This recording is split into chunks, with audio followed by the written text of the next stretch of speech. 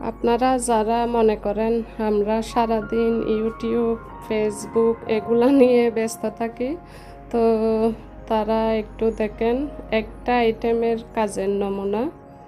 তো hello everyone, আসসালামু আলাইকুম। আশা করি আপনারা সবাই অনেক ভালো আছেন। আলহামদুলিল্লাহ, আমরাও আল্লাহর রহমতে আপনাদের সবার দোয়ায় অনেক অনেক ভালো আছি। আজকে চলে আসলাম আপনাদের জন্য কচুর লতির রেসিপি নিয়ে।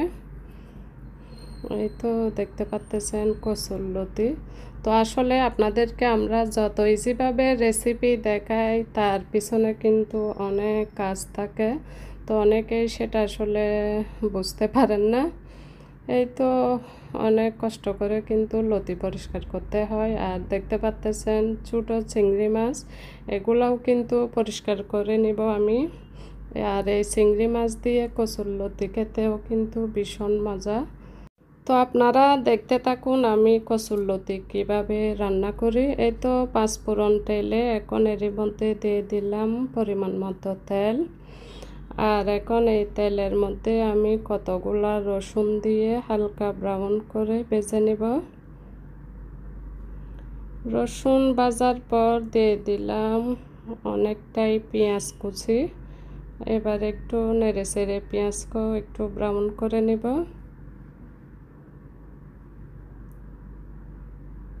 এই তো এখন দিয়ে দিলাম পরিষ্কার করা চিংড়ি মাছ। চিংড়ি মাছ দিয়েও একটু নেড়ে চেড়ে কষিয়ে নিব। আর আপনারা কে কীরকম করে তৈরি করেন সেটাও কিন্তু কমেন্টে জানিয়ে দেবেন। এরকম করে খেলে কিন্তু খুবই মজা। আর এখন দিয়ে দিলাম টমেটো আর কয়েকটা কাঁচামরিচ। এই তো এখানে নিলাম লাল মরিচের গুঁড়া, হলুদ গুঁড়া, ধনিয়ার গুঁড়া আর লবণ। এখন এগুলা দিয়ে দিব কষানো পেঁয়াজ রসুনের মধ্যে। আর এখন অল্প পরিমাণ পানি দিয়ে আমি ভালোভাবে মিক্স করে নিব।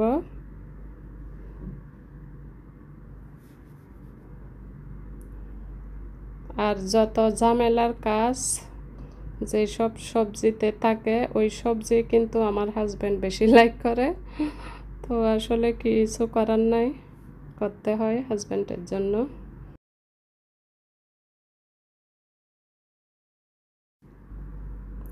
মশলা আমি ভালোভাবে কষিয়ে নিব। মশলা ভালোভাবে কষানোর পর লতিগুলো আমি দিয়ে দিব। আসলে রান্না মজা হয় বেশি মশলা কষানোর উপরে।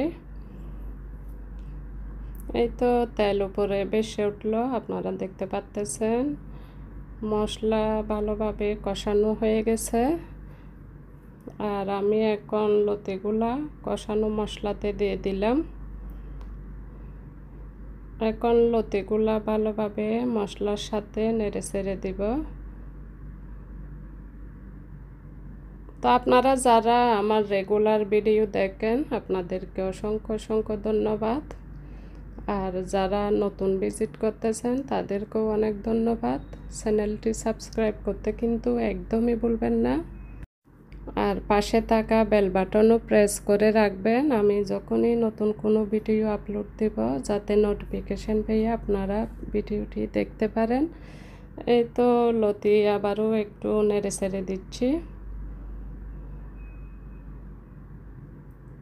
লতি আসলে আমাদের ফ্যামিলির সবাই পছন্দ করে।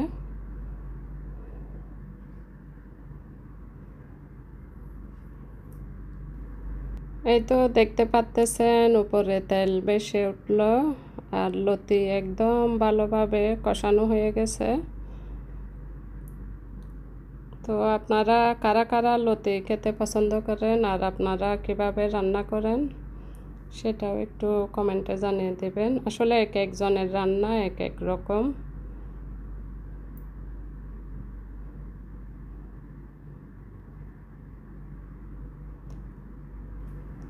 এখন আমি অল্প পরিমাণ গরম পানি দিলাম যাতে ভেতরে কাঁচা না থাকে, ভালোভাবে সিদ্ধ হয়ে যায়। ভালোভাবে আমি পানিগুলা নেড়ে ছেড়ে দিচ্ছি।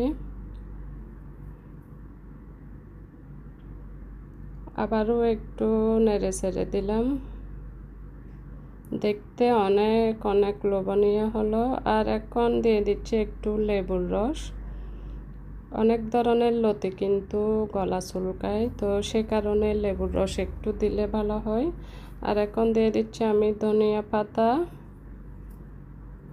আবারও ঢাকনা দিয়ে একটু ঢেকে দিলাম। এখন একটু নেড়ে ছেড়ে দিব।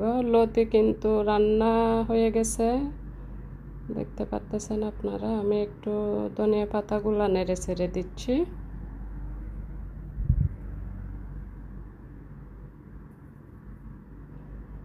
এই তো আমি পরিবেশন করে নিলাম। তো আজকের লতির রেসিপিটি আপনাদের কেমন লাগলো সেটা কমেন্টে জানিয়ে দিবেন। ভালো লাগলে একটি লাইক দিবেন। পরবর্তী ভিডিও দেখার আমন্ত্রণ দিয়ে বিদায় নিলাম। আল্লাহ হাফেজ।